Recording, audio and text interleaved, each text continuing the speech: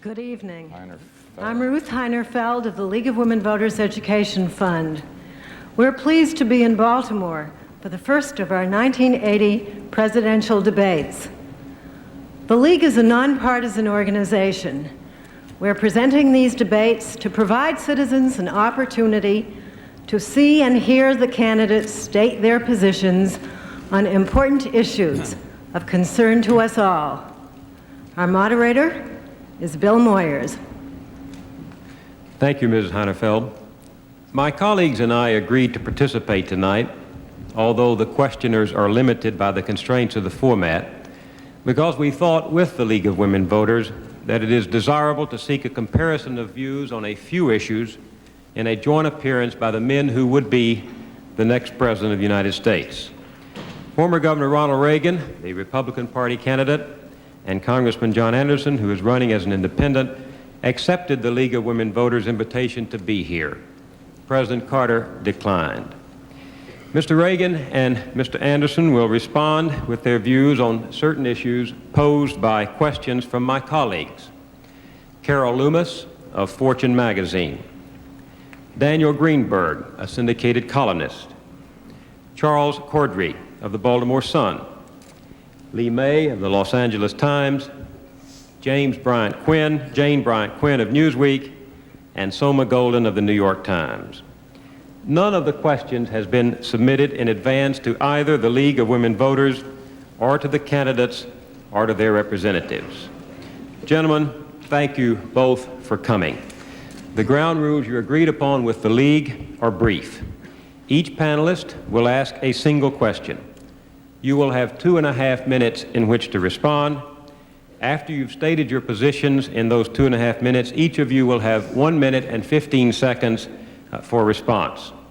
At the close of the debate, each of you will have 3 minutes for closing remarks. We ask the Convention Center audience to abide by one simple ground rule. Please do not applaud or express approval or disapproval during the debate. You may do that on November 4th.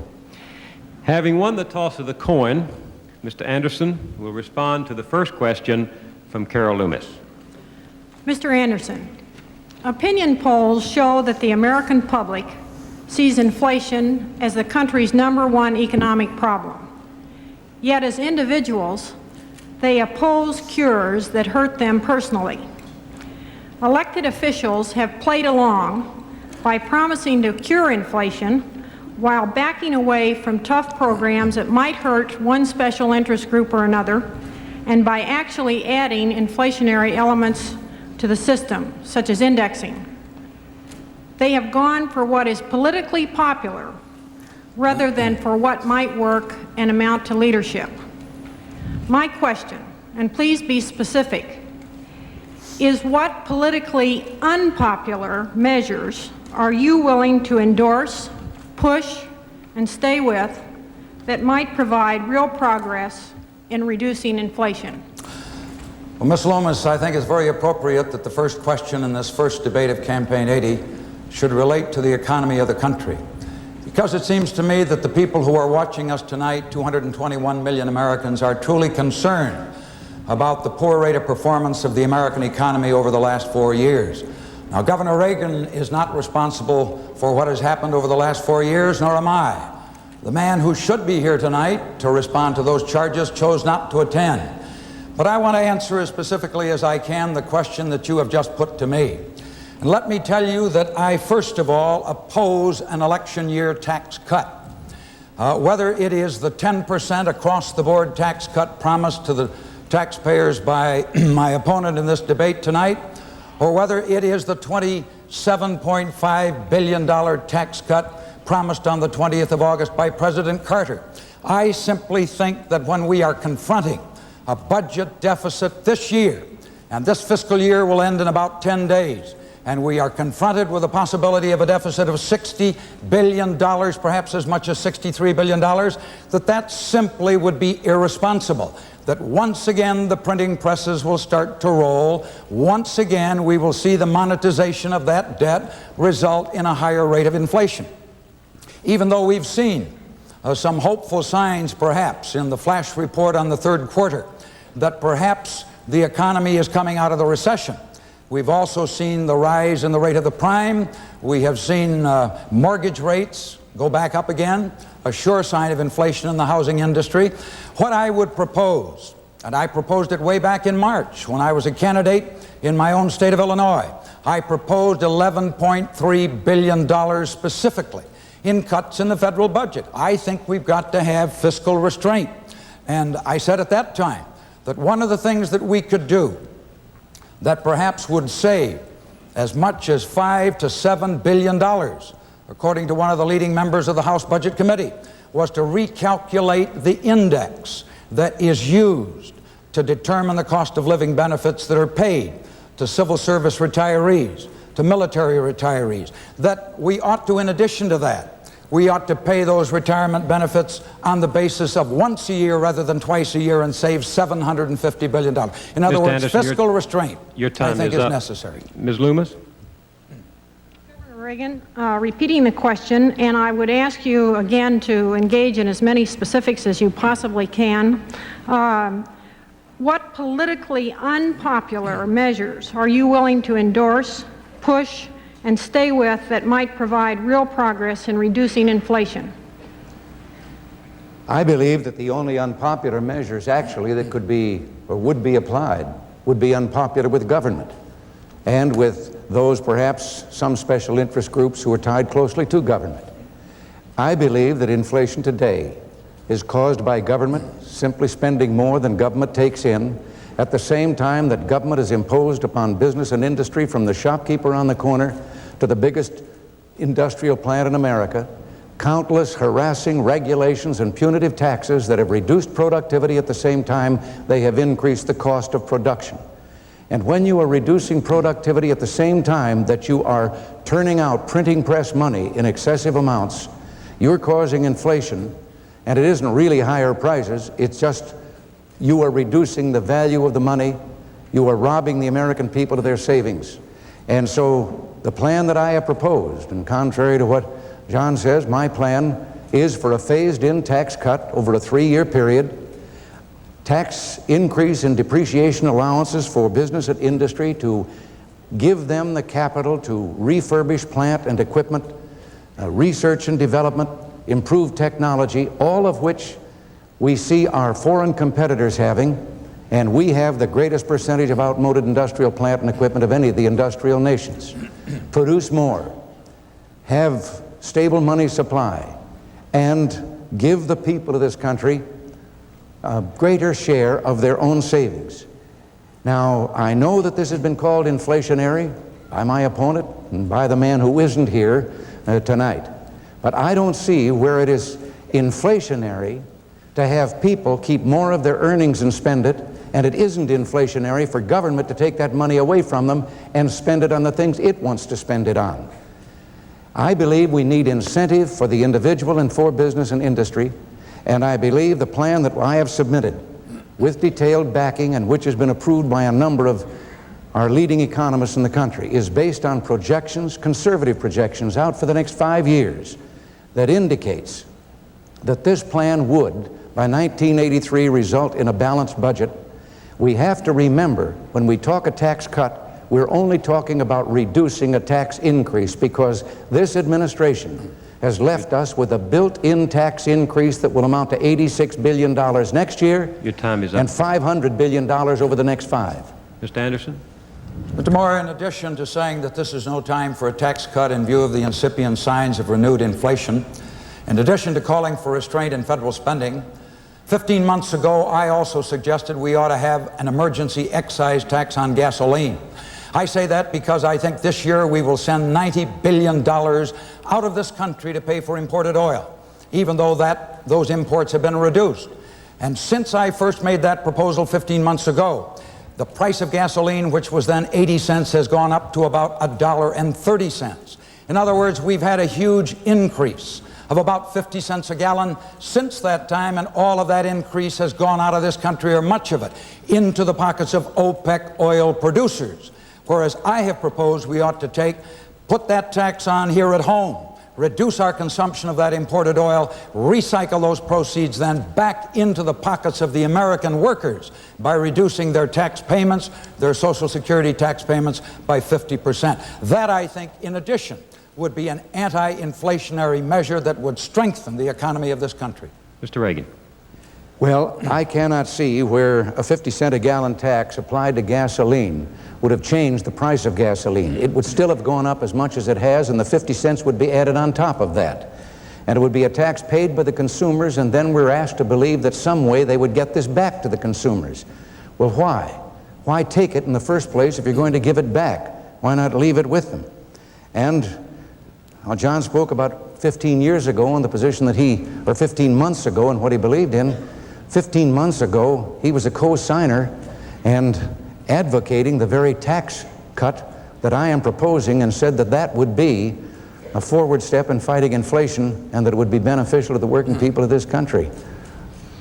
The next question goes to Mr. Reagan from Daniel Greenberg. Well, gentlemen, what I'd like to say first is I think the panel and the audience would appreciate responsiveness to the questions rather than repetitions of your campaign addresses. My question for the governor is, every serious examination of the future supply of energy and other essential resources, including air, land, and water, finds that we face shortages and skyrocketing prices, and that in many ways we're pushing the environment to dangerous limits. I'd like to know specifically what changes you would encourage and require in American lifestyles, in automobile use, housing, land use, and general consumption to meet problems that aren't going to respond to campaign lullabies about minor conservation efforts and more production. Well, I believe that conservation, of course, is worthy in and of itself. Anything that would preserve or help us use less energy, that would be fine, and I'm for it. But I do not believe that conservation alone is the answer to the present energy problem, because all you're doing then is staving off by a short time the day when you would come to the end of the energy supply. To say that we are limited and in a dangerous point in this country with regard to energy, I think, is to ignore the fact. The fact is that in today's oil wells, there is more oil still there than we have so far taken out and used. But it would require what is known as secondary or tertiary efforts to bring it out of the ground. And this is known oil reserves, known supplies. There are hundreds of millions of acres of land that have been taken out of circulation by the government, for whatever reason they have, that is believed by the most knowledgeable oil geologists to contain probably more oil and natural gas than we have used so far since we drilled that first well 121 years ago. We have a coal supply that is equal to 50% of the world's coal supply, good for centuries in this country. I grant you that prices may go up because as you go further and have to go deeper, you are adding to the cost of production. We have nuclear power, which I believe with the safest, the most stringent of safety requirements, could meet our energy needs for the next couple of decades while we go forward exploring the areas of solar power and other forms of energy that might be renewable and that would not be exhaustible. All of these things can be done when you stop and think that we are only drilling on 2%, at least only 2% of the possibility for oil of the whole continental shelf around the United States. When you stop to think that the government has taken over 100 million acres of land out of circulation in Alaska alone that is believed by geologists to contain much in the line of minerals and energy sources, then I think it is the government, and the government with its own restrictions and regulations, that is creating the energy crisis, that we are indeed an energy-rich nation. I would like to say at this point that the candidates requested the same questions to be repeated for the sake of precision on the part of the interrogator. So, Mr. Greenberg, you may address Mr. Anderson. Mr. Anderson, I'd like to know specifically what changes you would encourage and require in American lifestyles, in automobile use, housing, land use, and consumption to meet problems that aren't going to respond to campaign lullabies about minor conservation efforts and more production. Well, Mr. Greenberg, I simply cannot allow to go on past the statements that have just been made by Mr. Reagan who once again has demonstrated, I think, a total misunderstanding of the energy crisis that confronts not only this country but the world, when he suggests that we have 27 years supply of natural gas, 47 years supply of oil, and all the rest, and that we really, all we have to do is to get the government off the back of the oil industry, and that's going to be enough. I agree with what I think is the major premise of your question, sir, that we are going to have to create a new conservation ethic in the minds of the American people. And that's simply why I proposed 15 months ago the emergency excise tax on gasoline that I did. I did it as a security measure, to be sure, because I would rather see us reduce the consumption of imported oil than have to send American boys to fight in the Persian Gulf. But at the same time, I think it's going to take a dramatic measure of that kind to convince the American people that we will have to reduce the use of the private automobile. We simply cannot have people sitting one behind the wheel of a car in these long traffic jams going in and out of our great cities. We are going to have to resort to van pooling, to carpooling. We're going to have to develop better community transportation systems so that with buses and light rail, we can replace the private automobile in those places where it clearly is not energy efficient.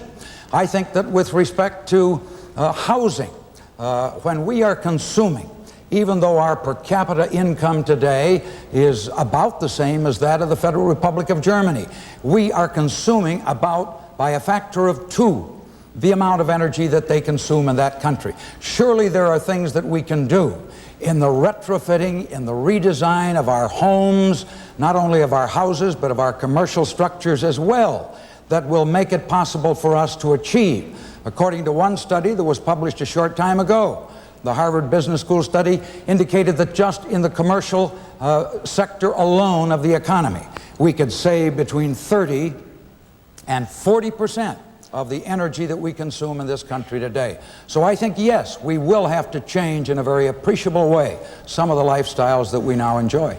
Mr. Reagan. Well, as I've said, I am not an enemy of conservation. I wouldn't be called a conservative if I were.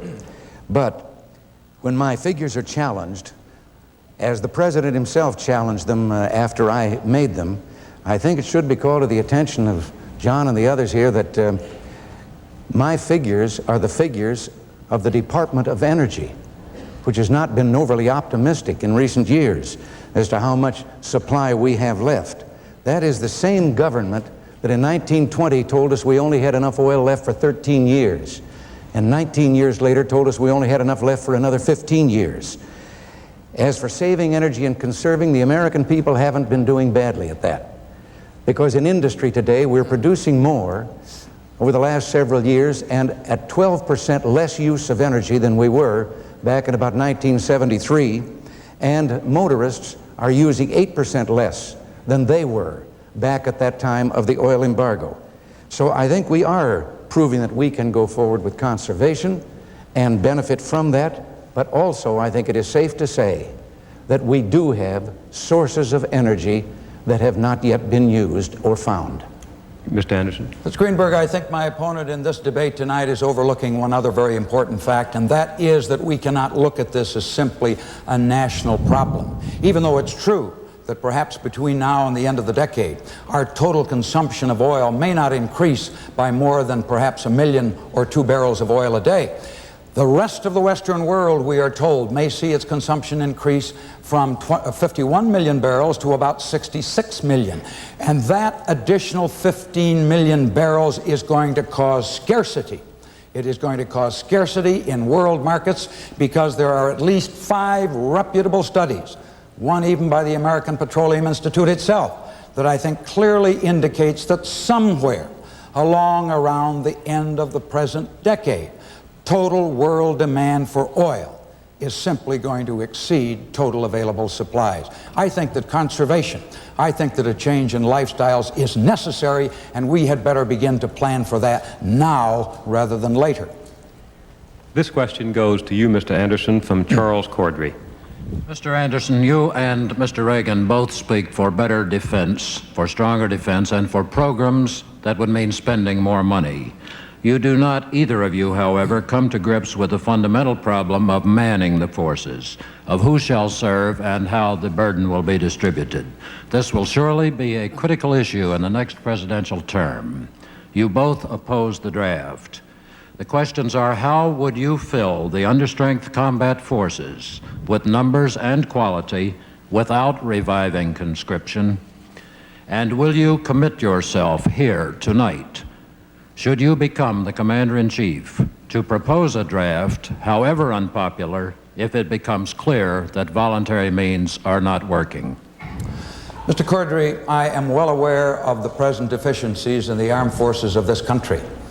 When you have a report, as we did recently, that 6 out of 10 CONUS divisions in this country, continental United States Army divisions, simply could not pass a readiness test, that 2 out of 3 divisions that were to be allocated to the so-called rapid deployment force could not meet a readiness test, and in most cases, that failure to meet the test was because of a lack of manning requirements, an inability to fill many of the slots in those divisions. Yes, I have seen figures that indicate that perhaps as of September 1980, this very month, that there is a shortage of about 104,000 in the ranks between E4 and E9. And there were reports, public reports not long ago, about ships that could not leave American ports because of a lack of crews. I talked to one of the leading former chiefs of naval operations in my office a few weeks ago, who told me about 25,000 chief petty officers being short. But I think that that is clearly related to the fact that going back to the time when the all-volunteer Army was created in 1973, and I worked hard for it and supported it, we simply have failed to keep pace with the cost of living.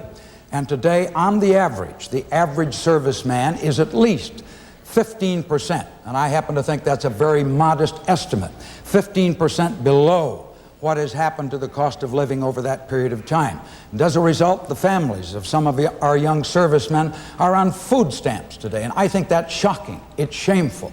So yes, I told the American Legion National Convention, the VFW National Convention, when I spoke to each of those bodies, I outlined a very specific program of increasing pay and allowances, re-enlistment bonuses. That only makes sense. But I would leave you with this thought, sir, to be quite specific in my answer to your question, that of course, to protect the vital interests of this country, if that became impossible, if I could not, despite the very best efforts that I asked the Congress to put forward to raise those pay and incentives and allowances, of course, I would not leave this country go undefended. Mr. Cordray. Mr. Reagan, I will just repeat the 2 questions. How would you fill the understrength combat forces with numbers and with quality without reviving conscription? And will you commit yourself here tonight, should you become the Commander-in-Chief, to propose a draft, however unpopular, if it becomes clear that voluntary means are not solving our manpower problems? Mr. Cordray, it's a shame now that there are only 2 of us here debating, because the 2 that are here are in more agreement than disagreement on this particular issue, and the only one who would be disagreeing with us is the President, if he were present. I too believe in the voluntary military. As a matter of fact, today the shortages in non-commissioned officers that John mentioned are such that if we tried to have a draft today, we wouldn't have the non-commissioned officers to train the draftees. Now, I believe the answer lies in just recognizing human nature and how we make everything else work in this country when we want it to work. Recognize that we have a voluntary military. We are asking for men and women to join the military as a career, and we're asking them to deal with the most sophisticated of equipment. And a young man is out there on a billion-dollar carrier in charge of the maintenance of a $25 million aircraft, working 100 hours a week at times, and he's earning less for himself and his family while he's away from his family than he could earn if he were in one of the most menial jobs, working 40 hours a week here at home. As an aide to enlistment, we had an aide. 46% of the people who enlisted in the voluntary military up until 1977 said they did so for one particular reason: the GI Bill of Rights. The fact that by serving in the military, they could provide for a future college education. In 1977, we took that away from the military. That meant immediately 46% of your people that were signing up had no reason for signing up. So I think it is a case of pay scale, of recognizing that if we're going to have young men and women responsible for our security, dealing with this sophisticated equipment, then for heaven's sakes, let's go out and have a pay scale that is commensurate with the sacrifice that we're asking of them. Along with this, I think we need something else that has been allowed to deteriorate. We need a 1 million-man active reserve that could be called up on an instant's notice and that would be also trained, ready to use that type of equipment. Both of these, I think, would respond to the proper kind of incentives that we could offer these people. The other day, I just saw one example. Down in Texas, I saw a high school that is military. Your time is up, Mr. Reagan. I'm sorry. I'll catch up with it later. You can finish that after it's over. Mr. Anderson? Mr. Morris, I must say that I think I have a better opportunity, however, of finding the necessary funds to pay what admittedly will be very, very substantial sums of money. We signed one bill, or we passed one bill just a couple of weeks ago in the House of Representatives for $500 million, $500 million. That is just a down payment, in my opinion. But unlike Governor Reagan, I do not support a boondoggle like the MX missile. I've just gotten a report from the Air Force that indicates that the 30-year life cycle cost of that system is going to be $100 billion. The initial cost is about $54 billion, and then when you add in the additional cost, not only the construction of the system, the missiles and the personnel and so on, when you add in the additional costs over the life cycle of that system, over $100 billion.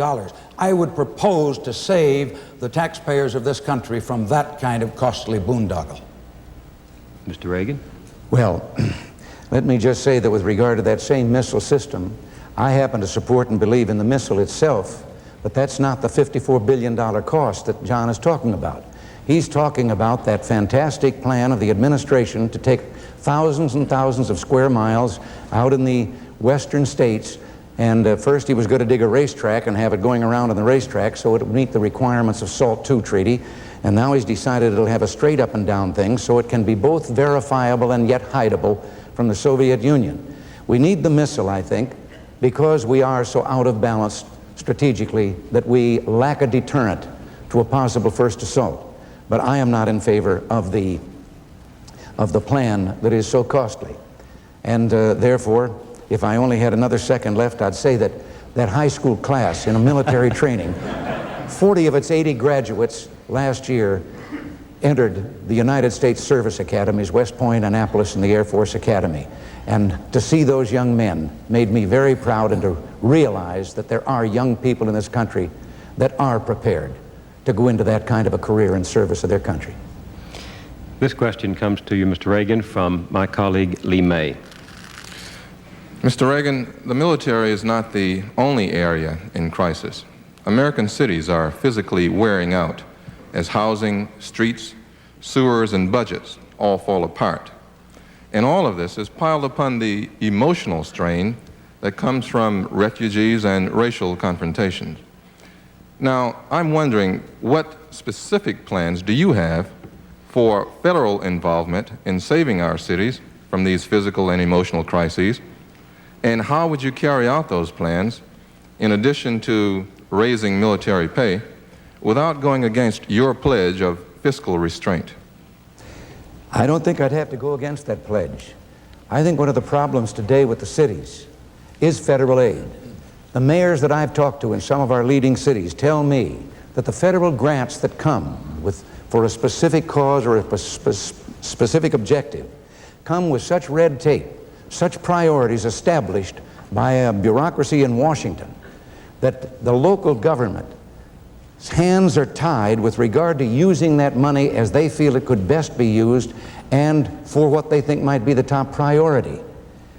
If they had that money without those government restrictions, every one of them has told me they could make great savings and make far greater use of the money.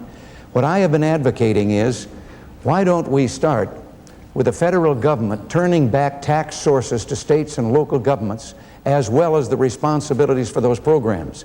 75% of the people live in the cities. I don't know of a city in America that doesn't have the kind of problems you're talking about. But where are we getting the money that the federal government is putting out to help them? New York is being taxed for money that will then go to Detroit. But Detroit is being taxed for money that, let's say, will go to Chicago, while Chicago is being taxed to help with the problems in Philadelphia. Wouldn't it make a lot more sense if the government let them keep their own money there in the first place? But there are other things that we can do with the inner cities. And I have talked of having zones in those cities that are run down, where there's a high percentage of people on welfare, and offer tax incentives. The government isn't getting a tax now from businesses there because they aren't there, or from individuals who are on welfare rather than working. And why don't we offer incentives for business and industry to start up in those zones? Give them a tax moratorium for a period if they build and develop there. The individuals that would then get jobs, give them a break that encourages them to leave the social welfare programs and go to work. We could have an urban homestead act. We've got thousands and thousands of homes owned by government, boarded up, being vandalized, that have been taken in mortgage foreclosures. What if we had a homestead act and said to the people, for $1 we sell you this house, all you have to do is agree to refurbish it, make it habitable, and live in it, just as 100 or more years ago we did with the open land in this country, urban or country homesteading. Mr. May? Mr. Anderson, let me ask you, what specific plans do you have for federal involvement in saving cities from the physical and emotional crises that confront them? And how would you carry out those plans, in addition to raising military pay, without going against your pledge of fiscal restraint? Mr. May, I recently saw a Princeton University study that indicated that the cities of America, the large cities of this country, are in worse shape today than they were in 1960. It seems to totally belie the claim that I heard President Carter make a few days ago, that he was the first president that had come forth with a real urban strategy to meet the problems of urban America. Incidentally, just this past week, the crown jewel in that program that he had devised was stolen, I guess, because a conference committee turned down the ambitious plan that he had to increase the amount of money that would be available to the Economic Development Administration for loan guarantees and direct loans and credits. I'm happy to say that in contrast to that, the Anderson-Lucy Platform for America program for the 80s has devoted considerable time and in very specific detail. We have talked about two things that ought to be done to aid urban America. We call, first of all, for the creation of a $4 billion urban reinvestment trust fund to do exactly what you spoke about in your question, to rebuild the streets, to rebuild the cities, the leaking water mains. I was in North Pittsburgh, I think it was a few weeks ago in my campaign. The water mains in that city had begun to leak, and literally there wasn't money available to fix them. And until we can begin to recreate the basic infrastructure of the great cities of America, particularly in the upper Midwest and in the Northeast, they simply are not going to provide the kind of economic climate that will enable them to retain industry, enable them to retain the kind of solid industrial base that they need so that they can provide jobs. We have also provided in our program for a $4 billion community trust fund. And we've told you where the money is coming from. It's going to come from the dedication by 1984 of the excise revenues that today are being collected by the federal government on alcohol and tobacco. That money, I think, ought to be put into rebuilding the base of our cities. In addition to that, jobs programs to re-employ the youth in our cities would be very high on my priority list, both the Youth Opportunities Act of 1980 and a $1 billion program that I would recommend to put youth to work in energy projects, in conservation projects, in projects that would carry out some of the great national goals of our country. Mr. Reagan, your response? Yes, John claims that he is making plain where the money will come from. It will come from the pockets of the people. It will come from the pockets of the people who are living in those very areas. And the problem is, with governments, federal, state, and local, taking 44 cents out of every dollar earned, that the federal government has preempted too many of the tax sources. And if the cities, if Pittsburgh does not have the money to fix the leaking water mains, it's because the federal government has preempted. Now, the federal government is going to turn around and say, oh, you have this problem, we will now hand you the money to do it. But the federal government doesn't make money. It just takes it from the people. And in my view, this is not the answer to the problem. Stand in the South Bronx, as I did, in the spot where Jimmy Carter made his promise that he was going to, with multi-billion-dollar programs, refurbish that area that looks like bombed-out London in World War II. I stood there, and I met the people, and I heard them ask just for something that would give them hope. And I believe that, well, all of the promises have been broken. They've never been carried out. But I believe that my plan might offer an opportunity for that if we would move into those areas and encourage with the tax incentives the private sector to develop and to create the jobs for the people. Mr. Anderson? Well, of course, where has the private sector been, Governor Reagan, during the years that our cities have been deteriorating? It seems to me that to deny the responsibility of the federal government to do something about our crumbling cities is to deny the opportunity, for one thing, to 55% of the black population of our country that is locked within the inner cities of the metropolitan areas of our country. We simply cannot ignore the fact that in those cities today, we have 55% youth unemployment among black and Hispanic youth. And why is that?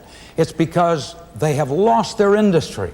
And why have they lost their industry? Is because they no longer present the kind of viable economic climate that makes it possible for industry to remain there or to locate there. I think government has a responsibility to find jobs for the youth of this country, and that the place to start is to assist in the very important and necessary task of helping cities rebuild.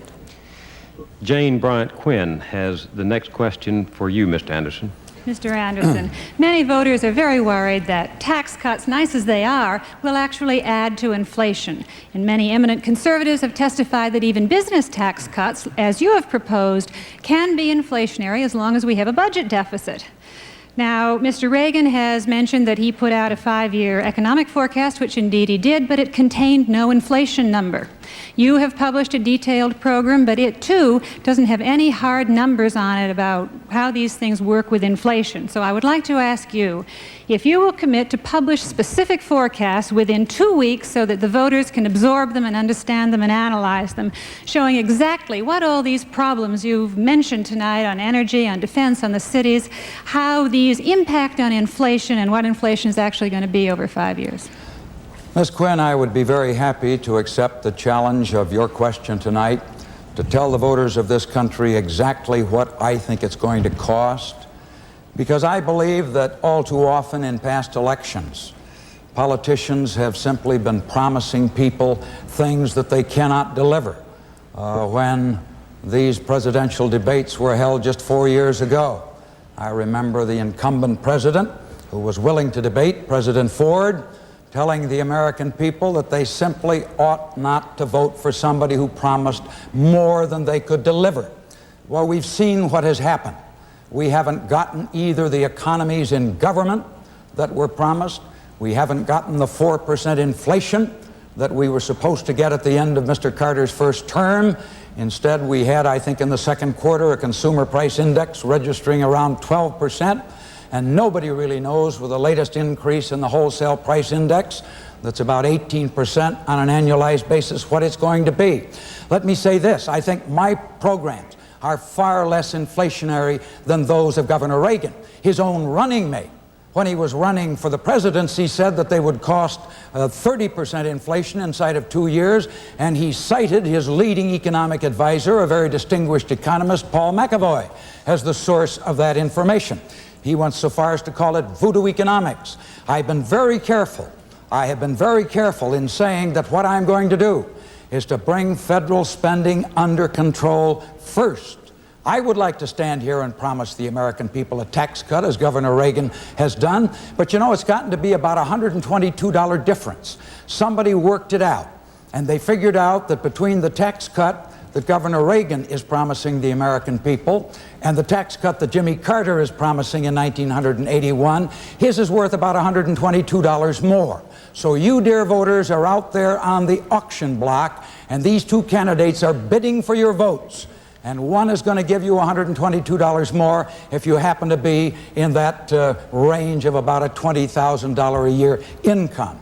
I'm going to wait until I see that that inflation rate is going down before I even begin to phase in the business tax cuts that I've talked about. But I think by improving productivity, they would be far less inflationary than the consumption-oriented tax cut that Governor Reagan is recommending.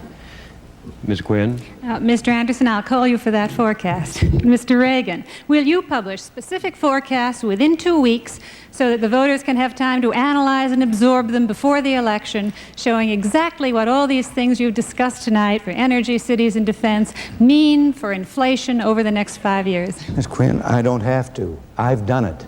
We have a backup paper to my economic speech of a couple of weeks ago in Chicago that gives all of the figures. And we used, yes, we used the Senate Budget Committee's projections for 5 years, which are based on an average inflation rate of 7.5%, which I think that under our plan can be eliminated, and eliminated probably more quickly than our plan, but we wanted to be so conservative with it that people would see how well it could be done. Now, John's been in the Congress for 20 years.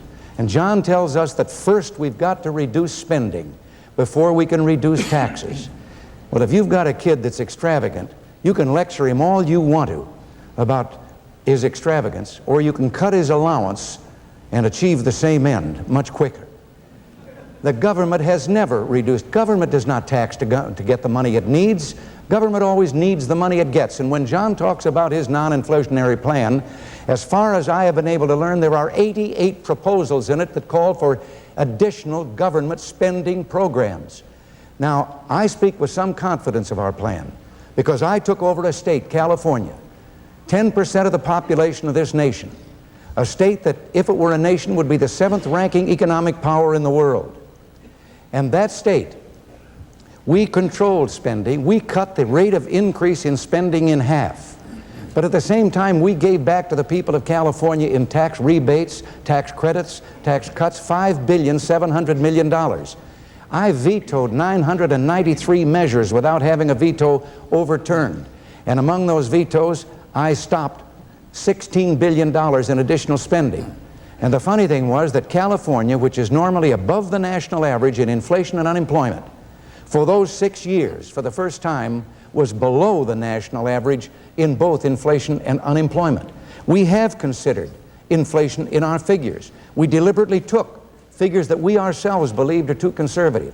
I believe the budget can be balanced by 1982 or 1983, and it is a combination of planned reduction of the tax increase that Carter has built into the economy, and that's what he's counting on for his plan, that he's going to get $500 billion more over the next 5 years that he can use for additional programs or hopefully someplace down the line balancing the budget. We believe that that's too much additional money to take out of the pockets of the people. Mr. Anderson. Mr. Morris, I'm not here to debate Governor Reagan's record as governor. This is 1980, not 1966. But I do know that despite his pledge to reduce state government spending, that it rose from $4.6 billion when he took office in 1967 to $10.2 billion during his 8 years in office. Spending, in other words, more than doubled, and it rose at a faster rate than spending was rising in the federal government. But on his very optimistic figures about his tax cut producing a balanced budget by 1983, and the fact that he is using, he says, the figures of the Senate Budget Committee. That Senate Budget Committee report does not accommodate all of the Reagan defense plans. It doesn't accommodate the expenditures that he calls for accelerated development and deployment of a new manned strategic bomber, for a permanent fleet in the Indian Ocean, for the restoration of the fleet to 600 ships, to the development and deployment of a dedicated modern aircraft interceptor. In other words, I have seen his program costed out to the point where it would amount to more than $300 million a year just for the military. And I think the figures that he has given are simply not going to stand up.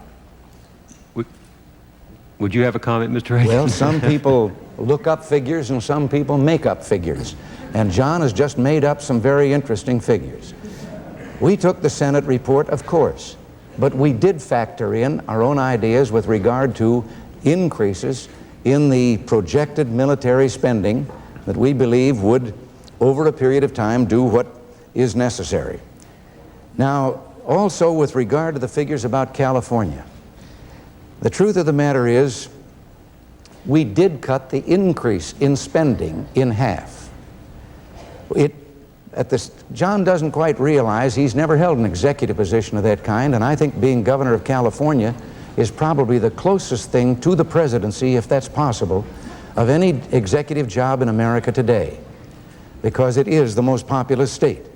And I can only tell him that we reduced in proportion to other states the per capita spending, the per capita size of government. We only increased the size of government 1/12 what it had increased in the preceding 8 years. And one journal, the San Francisco Chronicle, a respected newspaper, said there was no question about the fact that Governor Reagan had prevented the state of California from going bankrupt. Our final question comes from Soma Golden, and it's directed to Mr. Reagan. I'd like to switch the focus from inflation to God. This week, Cardinal Medeiros of Boston warned Catholics that it's sinful to vote for candidates who favor abortion. This did not defeat the two men he opposed, but it did raise questions about the role of church and state. You, Mr. Reagan, have endorsed the participation of fundamentalist churches in your campaign. And you, Mr. Anderson, have tried 3 times to amend the Constitution to recognize the, quote, law and authority, unquote, of Jesus Christ. My question, do you approve of the church's actions this week in Boston? And should a president be guided by organized religion on issues like abortion, equal rights, and defense spending? Mr. Reagan. Mr. Reagan. Oh, it's my question. Well, whether I agree or disagree with some individual or what he may say or how he may say it, I don't think there's any way that we can suggest that because people believe in God and go to church, that they should not want reflected in those people and those causes they support their own belief in morality and in the high traditions and principles which we've abandoned so much in this country.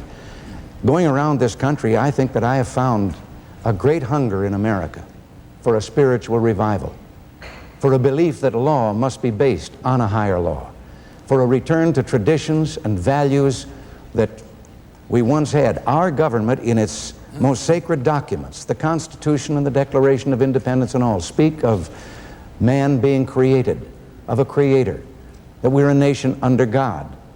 Now, I have thought for a long time that too many of our churches have been too reluctant to speak up in behalf of what they believe is proper in government, and they have been too lax in interfering in recent years with government's invasion of the family itself, putting itself between parent and child. I vetoed a number of bills of that kind myself when I was in California. Now, whether it is right for, on a single issue, for anyone to advocate that someone should not be elected or not, I won't take a position on that. But I do believe that no one in this country should be denied the right to express themselves or to even try to persuade others to follow their lead. That's what elections are all about. Ms. Golden? Okay, I would point out that churches are tax-exempt institutions, and I'll repeat my question. Do you approve of the church's action this week in Boston, and should a president be guided by organized religion on issues like abortion, equal rights, and defense spending? Ms. Golden, certainly the church has the right to take a position on moral issues, but to try, as occurred in the case that you mentioned, that specific case, to try to tell the parishioners of any church, of any denomination, how they should vote or for whom they should vote, I think violates the principle of separation of church and state. Now, Governor Reagan is running on a platform that calls for a constitutional amendment banning abortion. I think that is a moral issue that ought to be left to the freedom of conscience of the individual. And for the state to interfere with a constitutional amendment and tell a woman that she must carry that pregnancy to term, regardless of her personal belief, that, I think, violates freedom of conscience as much as anything that I can think of. And he is also running on a platform that suggests a litmus test for the selection of judges, that only judges that hold a certain, quotes, view on the sanctity of family life ought to be appointed to the federal judiciary, one of the three great independent branches of our government. No, I believe in freedom of choice. I don't believe in constitutional amendments that would interfere with that. I don't believe in trying to legislate new tests for the selection of the federal judiciary. On the amendment that you mentioned, I abandoned it 15 years ago, and I have said freely all over this country that it was a mistake for me or anyone to ever try to put the Judeo-Christian heritage of this country, important as it is, and important as my religious faith is to me. It's a very deeply personal matter. But for me to try in this very pluralistic society of ours, to try to frame any definition, whatever, of what that belief should be is wrong. And so not once but twice in 1971, I voted on the floor of the House of Representatives against a constitutional amendment that tried to bring prayer back into the public schools. I think mother ought to whisper to Johnny and to Susie as they button their coats in the morning and leave for the classroom, be sure to say a prayer before you start your day's work. But I don't think that the state, the Board of Regents, a Board of Education, or any state official should try to compose that prayer for a child to recite. Mr. Reagan. The litmus test that John says is in the Republican platform says no more than the judges to be appointed should have a respect for innocent life.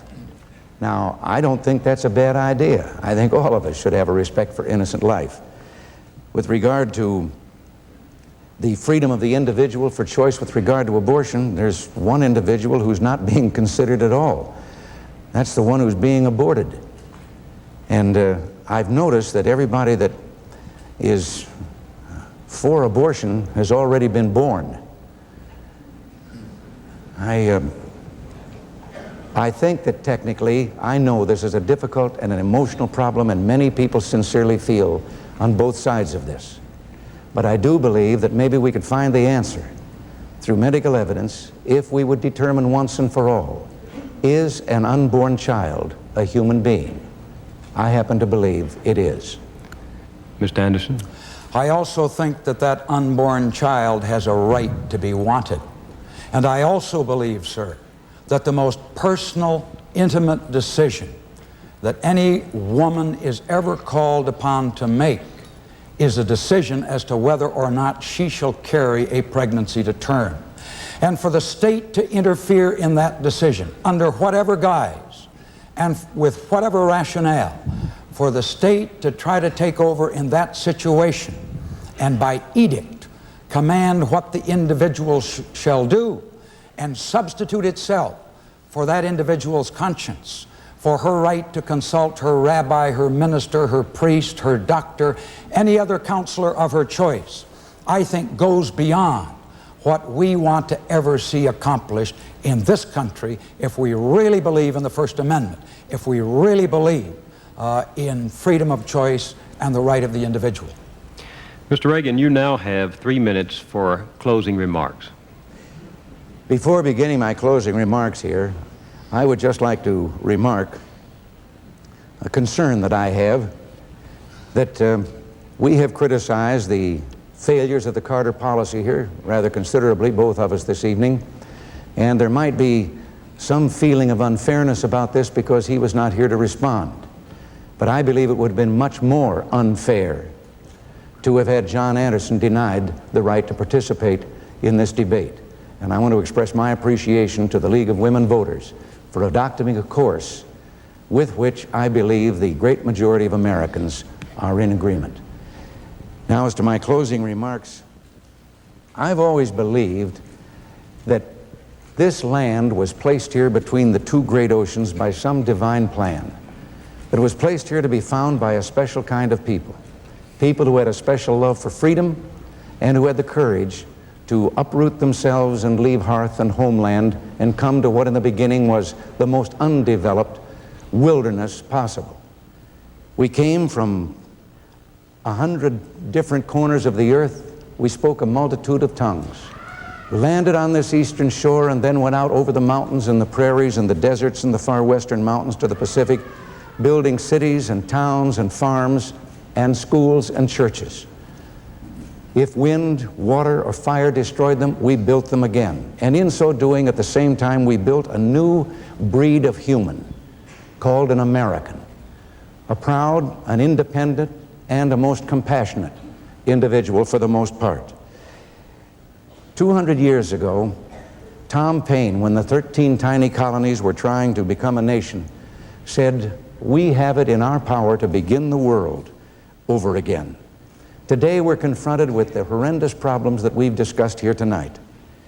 And some people in high positions of leadership tell us that the answer is to retreat, that the best is over, that we must cut back, that we must share in an ever-increasing scarcity, that we must, in the failure to be able to protect our national security as it is today, we must not be provocative to any possible adversary. Well, we, the living Americans, have gone through 4 wars. We've gone through a Great Depression in our lifetime that literally was worldwide and almost brought us to our knees. But we came through all of those things and we achieved even new heights and new greatness.